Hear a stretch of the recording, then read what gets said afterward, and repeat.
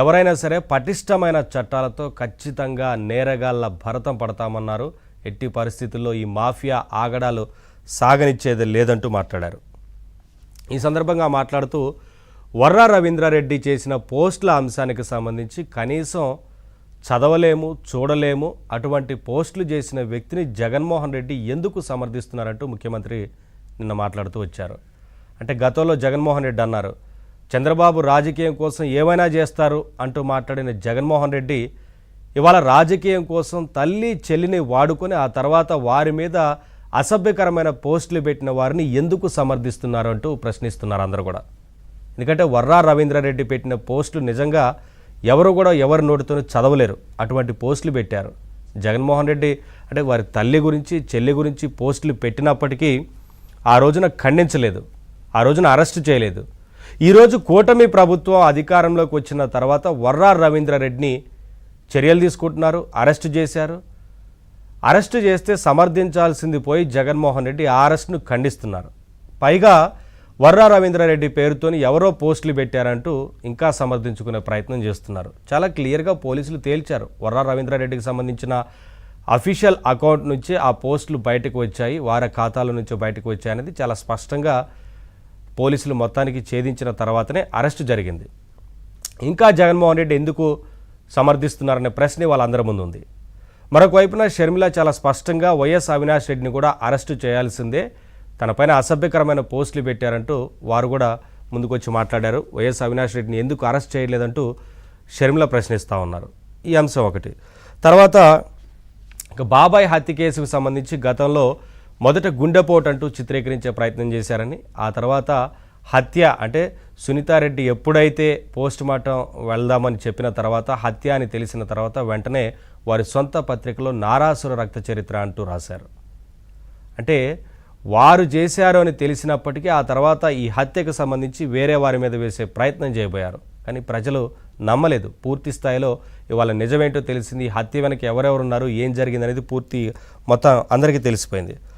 ఇక కోడికత్తి కేసు గురించి, గులకరాయి కేసుకు సంబంధించి కూడా అదే డ్రామా ఆడారంటూ ముఖ్యమంత్రి చాలా స్పష్టంగా నిన్న అసెంబ్లీ వేదికగా మాట్లాడారు. కోడికత్తి వ్యవహారం కూడా కేవలం ఎన్నికల స్టంట్, ఎన్నికల ముందు వాడుకునే ప్రయత్నం చేశారు. అలాగే ఈ గులకరాయి కేసుకు సంబంధించి కూడా అదే రకంగా మొన్న జరిగిన ఎలక్షన్లో మరొకసారి అదే రకంగా వాడుకునే ప్రయత్నం చేశారు. కేవలం సానుభూతి కోసం ఇటువంటి డ్రామాలను ఆడారనేది చాలా స్పష్టంగా కనిపిస్తోంది.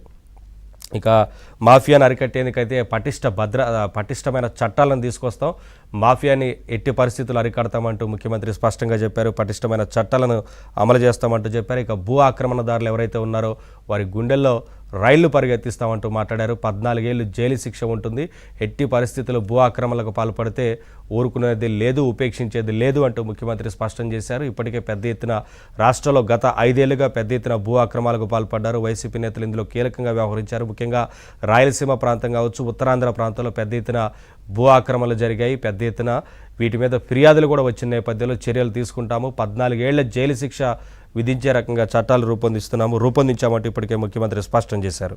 ఇక శాంతి భద్రతల అంశానికి సంబంధించి ముఖ్యమంత్రి చాలా స్పష్టంగా చెప్పారు. రాష్ట్రంలో శాంతి భద్రతలు ఉంటేనే అభివృద్ధి జరుగుతుంది, పెట్టుబడులు వస్తాయంటూ మాట్లాడారు. కానీ జగన్మోహన్ రెడ్డి మాత్రం అధికారంలో ఉన్నన్ని రోజులు పారిశ్రామికంగా ఎక్కడ అభివృద్ధి చేయలేదు. పరిశ్రమలను తీసుకురాకపోగా ఉన్న పరిశ్రమలు రాష్ట్రం నుంచి తరలి వెళ్ళిపోయే రకంగా వ్యవహరించారు. పైగా అధికారం కోల్పోయిన తర్వాత కూడా, కూటమి ప్రభుత్వం అధికారంలోకి వచ్చిన తర్వాత కూడా పూర్తి స్థాయిలో పరిశ్రమలకు సంబంధించి దృష్టి పెట్టారు. శాంతి భద్రతలకు సంబంధించి కూడా లా అండ్ ఆర్డర్ కంట్రోల్లో ఉండే విధంగా ముఖ్యమంత్రి ఒకవైపున చర్యలు తీసుకుంటా ఉంటే రాష్ట్రంలో పెద్ద ఎత్తున హత్యలు జరుగుతున్నాయంటూ ఢిల్లీ వేదికగా వెళ్ళి 36 మంది చనిపోయారు, హత్య చేశారంటూ ఆ రోజున ముఖ్యమంత్రి మీద పెద్ద ఎత్తున ఆరోపణలు చేశారు జగన్మోహన్ రెడ్డి. కానీ ఆ హత్యలకు సంబంధించిన లిస్టు తీసుకొచ్చిస్తే చర్యలు తీసుకుంటామంటూ కూటమి ప్రభుత్వం చెప్పినా ఈరోజు వరకు ఆ లిస్టును కూడా ఇవ్వలేదు. అంటే ఏం చేశారు, పూర్తిగా శాంతి భద్రతలు లేవు అని చెప్పి కనీసం ఇవాళ పెట్టుబడులు కూడా రాకుండా రాష్ట్రానికి ఉండే రకంగా ఒక ప్రాపగండా చేసే ప్రయత్నం చేశారు జగన్మోహన్ రెడ్డి. కానీ దాన్ని వెంటనే కూటమి ప్రభుత్వం తిప్పికొట్టింది. ఎక్కడా కూడా ఆ లిస్టుని ఇప్పటివరకు జగన్మోహన్ రెడ్డి ఇవ్వలేదు, ఇస్తే చర్యలు తీసుకుంటామంటూ చెప్పినప్పటికీ.